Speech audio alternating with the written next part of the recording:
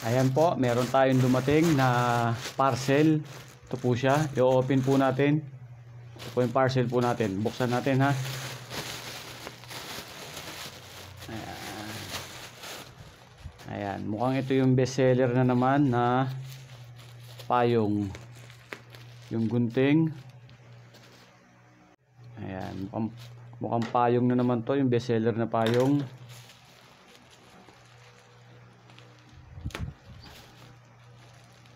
Buksan natin mga mami and daddy para makita natin ang nilalaman.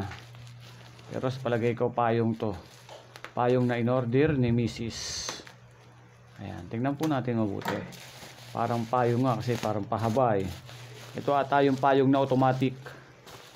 Ayan, ito nga. Ayan oh, ang ganda oh. Yung may ilaw oh, may ilaw pa nga oh. Pabukas pa, napindot.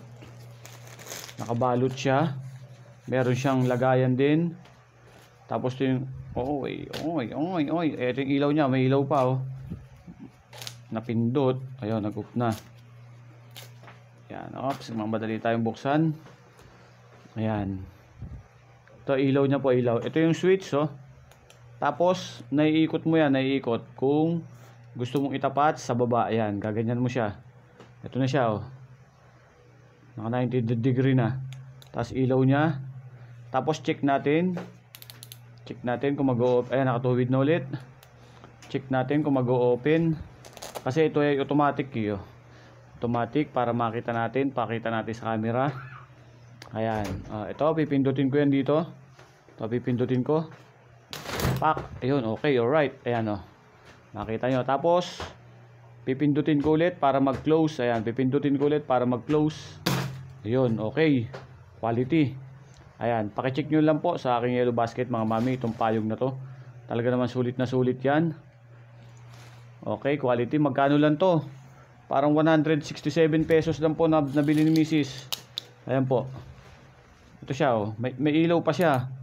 Oh. Ito, iikutin nyo lang yan oh. Para doon na nakatapat yung ilaw sa kalsada pag naglalakad kayo.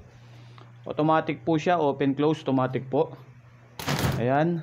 Tapos pipindutin lang po ulit natin. Ayun oh. Ayan. Thank you very much po. Naway mag-check out po kayo sa aking yellow basket mga mami and daddy. Thank you.